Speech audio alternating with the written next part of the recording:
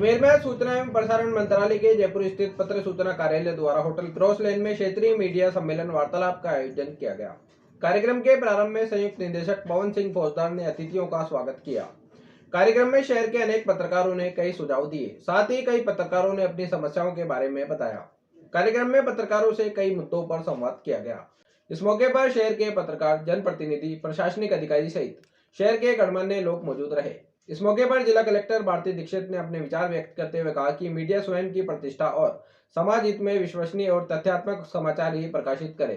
वहीं अजमेर सांसद भागीरथ चौधरी ने कहा कि मीडिया के बगैर देश विकसित राष्ट्र नहीं बन सकता। वहीं पत्रकारों की समस्याओं को उन्होंने उच्च स्तर पर पहुंचाकर समाधान करवाने का आश्वासन दिया।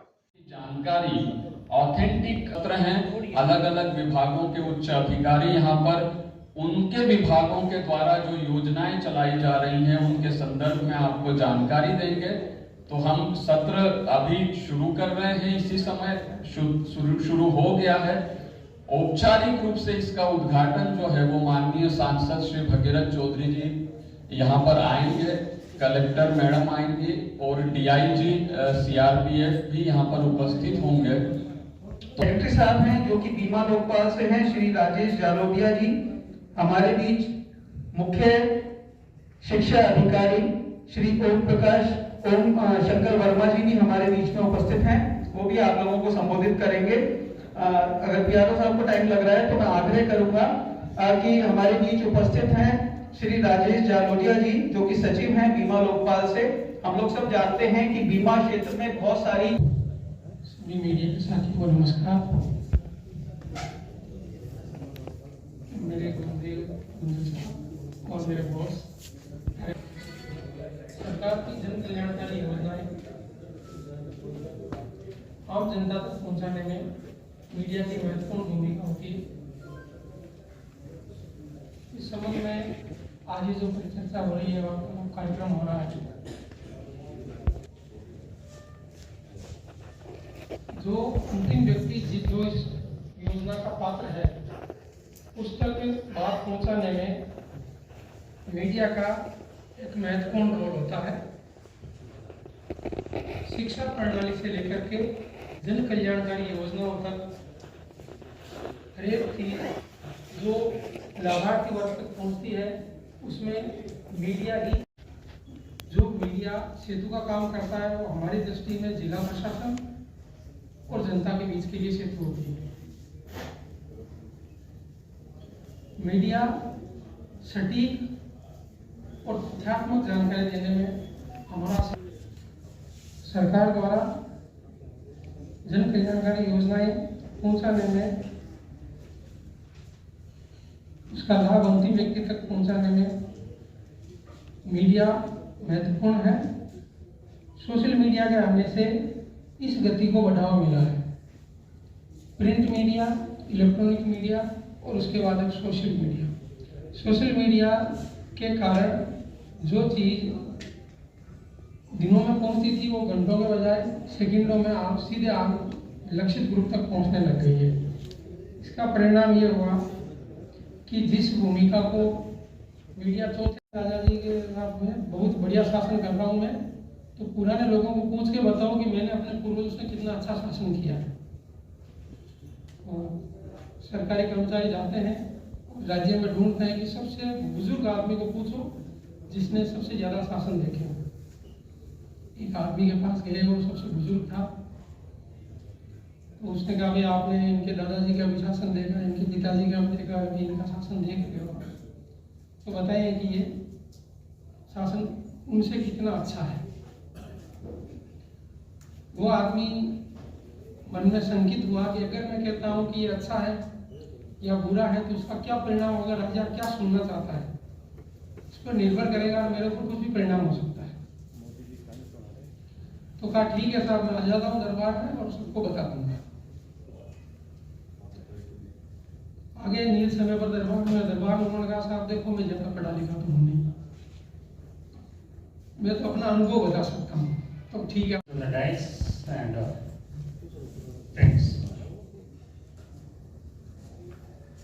सही इन्होंने बताया, मेरा नाम राजेश है एंड मैं सचिव हूँ बीमा लोकपाल जयपुर। बेसिकली मैं एलआईसी से हूँ और पिछले लगभग 1 साल से मैं लोकपाल के अंडर डेपुटेशन हूँ। बीमा लोकपाल की स्थापना जो है जब IRDA यानी insurance regulatory development authority of India जब 2000 में बना था, उसके साथ ही इसकी स्थापना हो गई थी। इसकी स्थापना का मुख्य उद्देश्य जो था गवर्नमेंट का, एक गवर्नमेंट ऑफ इंडिया का क्रम है, इसका उद्देश्य एकमात्र था कि जो एक उस चीज को ध्यान में रखते हुए एक मीडिएटर की स्थापना की थी और उसका नाम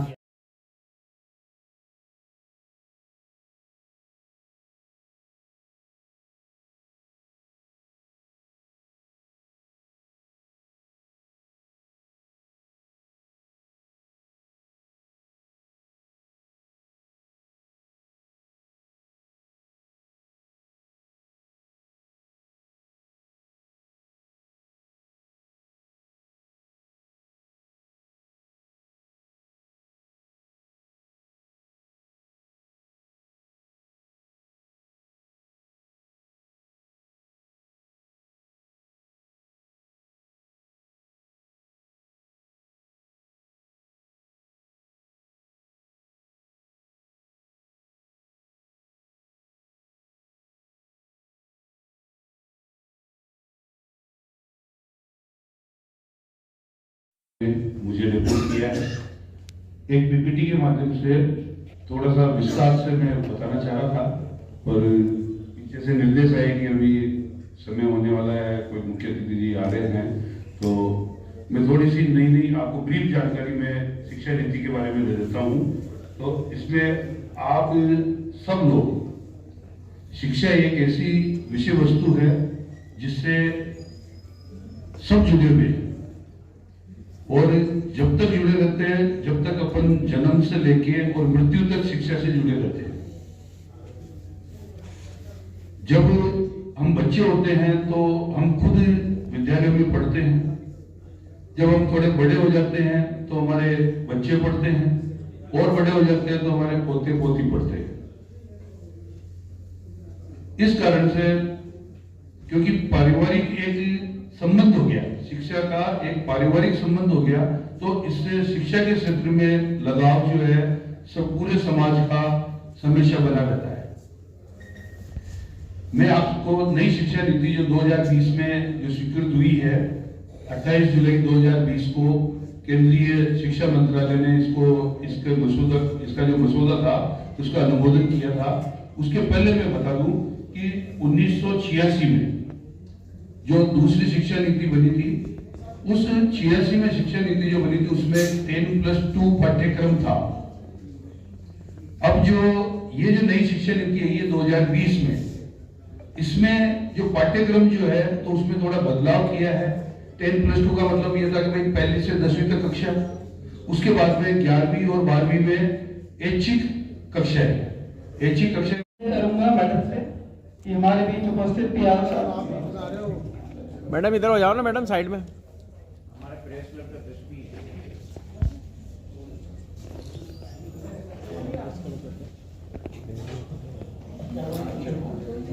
चलिए इस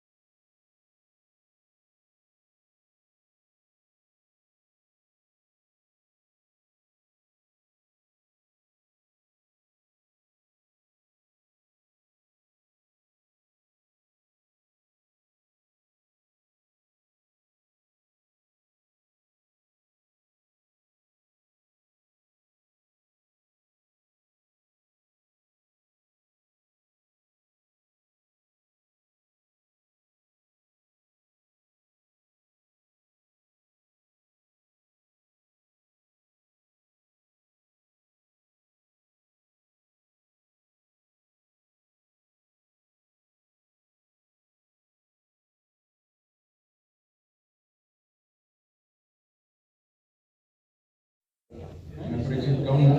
हमारे PRP टीम से जो यहाँ पे आमंत्रित किए गए हैं, सभी मीडिया बंधु, जो प्रेस से जुड़े हुए हमारे अजमेर और बाहर के जो लोग हैं, उन सबका आज इस कार्यशाला में मैं स्वागत करता हूँ। अजमेर अपने आप में एक यूनिवर्सल शहर है, अपने आप में बहुत ही यूनिक है। बहुत चीजें यहाँ पर जो है वो सबसे अच्छी में आती हैं। आयुष्मान भारत हमारा जो कार्यक्रम अभी लॉन्च हुआ है, 2014 से ये कार्यक्रम चल रहा है, और उसी कार्यक्रम के अंतर्गत राजस्थान में क्या क्या नवाचार या भारत में क्या क्या नवाचार हुए, उसके अलावा राजस्थान में क्या क्या हुआ है, उसके बारे में मैं आपसे बात करना चाहूंगा। चिकित्सा और स्वास्थ्य में बहुत ज्यादा लोग इस फर्क को नहीं कर पाते कि चिकित्सा क्या है और स्वास्थ्य क्या है।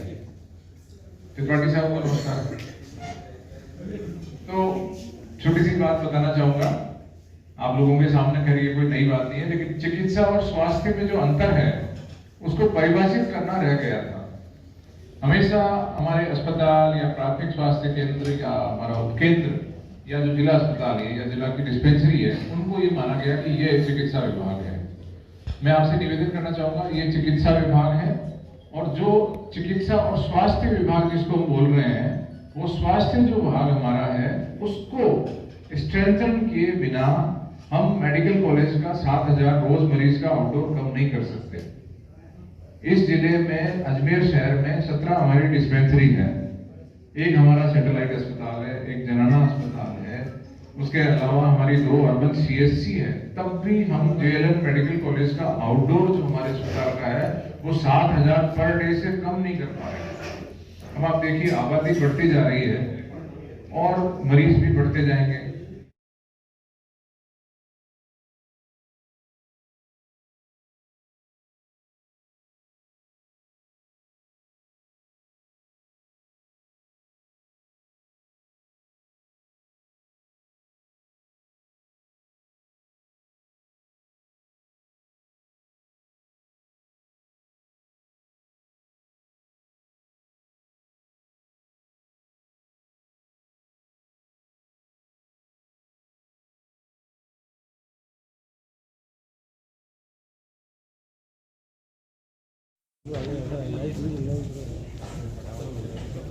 साथ ही साथ मैं आग्रह करूंगा पवन सर से कि हमारे बीच उपस्थित माननीय कलेक्टर मैडम का, डॉक्टर भारती दीक्षित मैडम का भी स्मृति चिन्ह और पुस्तक भेंट करके उनका भी स्वागत और सम्मान करने की कृपा करें।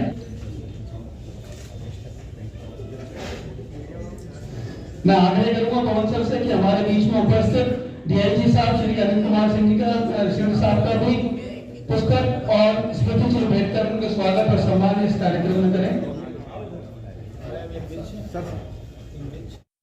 तो ये कॉन्फ्रेंस जो आए हैं उसके से काफ़ी शॉर्ट नोटिस पे भी उन्होंने वो कट शॉर्ट करके यहाँ पहुँचे, और मैं स्वागत करना चाहता हूँ, धन्यवाद देना चाहता हूँ DIGCRP हमारे साहब का कि उन्होंने भी इस कार्यक्रम में भाग लेकर अनुमति देकर हमें अनुमोदित किया है, और इसी में आपका भी स्वागत है।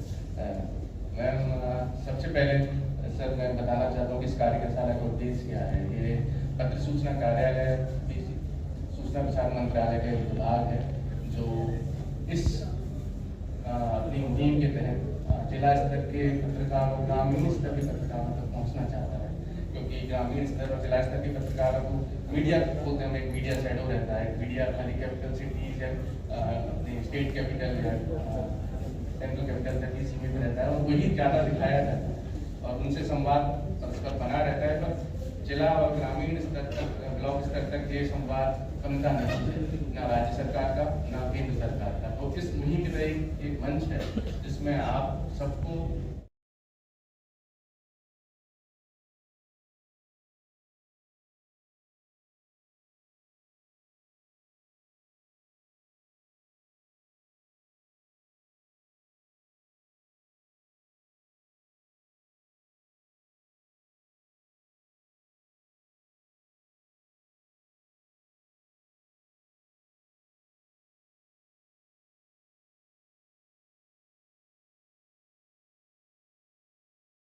कम्युनिकेशन में गवर्नमेंट चैनल भी सबसे इम्पोर्टेंस बढ़ जाती है, क्योंकि मिस इन्फॉर्मेशन जब क्राइसिस में बहुत ज़्यादा होती है तो उस केस में एक स्ट्रॉन्ग चैनल होना बहुत जरूरी है, जो गवर्नमेंट जिस अपने माध्यम से हमारे पत्र सूचना कार्यालय, दूरदर्शन या CPC के जितने ऑफिस है उनके माध्यम से जो सही इन्फॉर्मेशन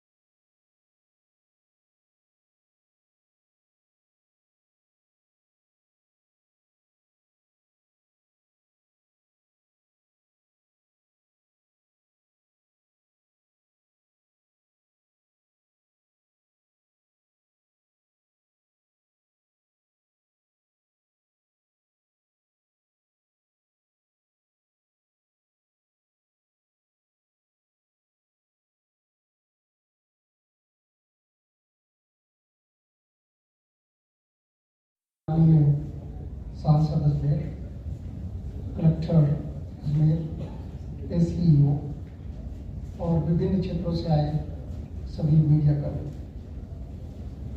सबसे पहले तो मैं आप सभी लोगों का राष्ट्र निर्माण में जो आप सराहनीय भूमिका निभाते हैं और खबरों को जिस प्रकार से निष्पक्षता से जन जन तक पहुंचाते हैं, उसके लिए और राष्ट्र निर्माण में अपनी भूमिका के लिए आप सभी लोगों को साधुवाद करता हूँ। और इसके साथ ही साथ मैं धन्यवाद देना चाहता हूँ PIB के एडिशनल DG श्रीमती जीतू शुक्ला जी का और फौजदार यहाँ पर उपस्थित हैं, उनका जिन्होंने मुझे आज ये मौका दिया और आप लोगों से मिलने का ये अवसर प्रदान किया। मैं यूनिफॉर्म सर्विसेज से आता हूँ, जैसे कि आप लोग देख सकते होंगे, और मीडिया से इंटरेक्शन के लिए यूनिफॉर्म सर्विसेज के अंदर में अलग अलग प्लेटफॉर्म बनाए जाते हैं जहाँ पर इंटरेक्शन को इंश्योर किया जाता है और थोड़ा सा अनुशासित रहता है। बल्कि तो इसीलिए सभी लोग अधिकृत नहीं रहते हैं मीडिया से बात करने के लिए, लेकिन सेक्टर स्तर के ऊपर में PRO सेल्स होते हैं, मीडिया सेल्स होते हैं।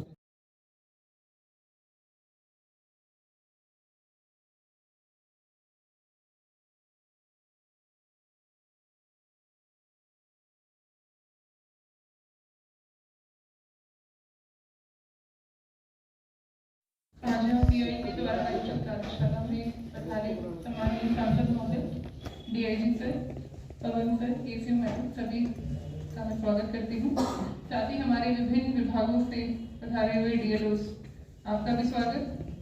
और हमारे मीडिया के जो कार्मिक हैं, जो मीडिया के हमारे बंधु हैं, जो मीडिया से रिलेटेड फील्ड में काम कर रहे हैं, आप सभी को मैं नमस्कार करती हूँ। सर्वप्रथम PIB ने एक बहुत अच्छा बीड़ा उठाया, जैसे भी पवन सर ने एक्सप्लेन किया कि हम PIB के आउटरीच प्रोग्राम्स कर रहे हैं। ये जो कार्यशाला है उसका एक पार्ट है। जो नेशनल मीडिया है, स्टेट मीडिया है, उसको डिस्ट्रिक्ट और रूरल मीडिया से भी इंटीग्रेट करना चाह रहे हैं। तो ये बहुत अच्छी और बहुत सराहनीय पहल है सर, जिसके लिए मैं आपका धन्यवाद करती हूँ।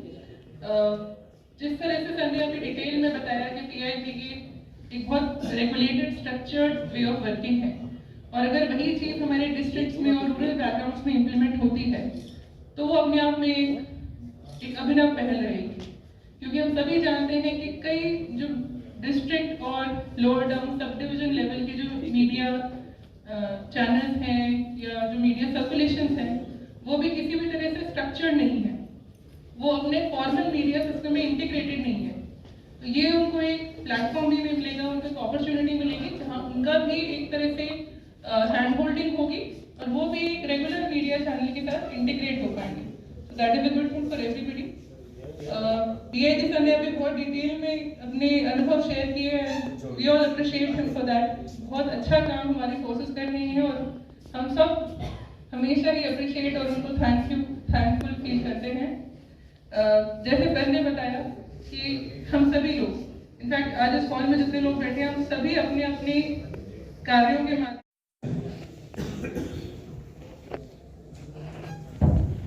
भारत माता की वंदे वंदे। आज की PIB भारत सरकार द्वारा एक बहुत, मैं कह रहा हूं कि इस देश को विकसित राष्ट्र बनाने में ये जो आज का ये कार्यक्रम है, ये बहुत मील का पत्थर साबित हो। आज के इस कार्यक्रम में हमारे बीच में हमारे अजमेर जिला कलेक्टर, हमारे DGP साहब, हमारे SCO जी, हमारे फौजदार साहब और यहाँ पधारे हुए सभी print media, electronic media, social media और PIB के सभी अधिकारीगण और सभी प्रबुद्ध नागरिक बंधु, आज हमारा देश मोड़ पे खड़ा है, जिस पर पूरी दुनिया की नजर है।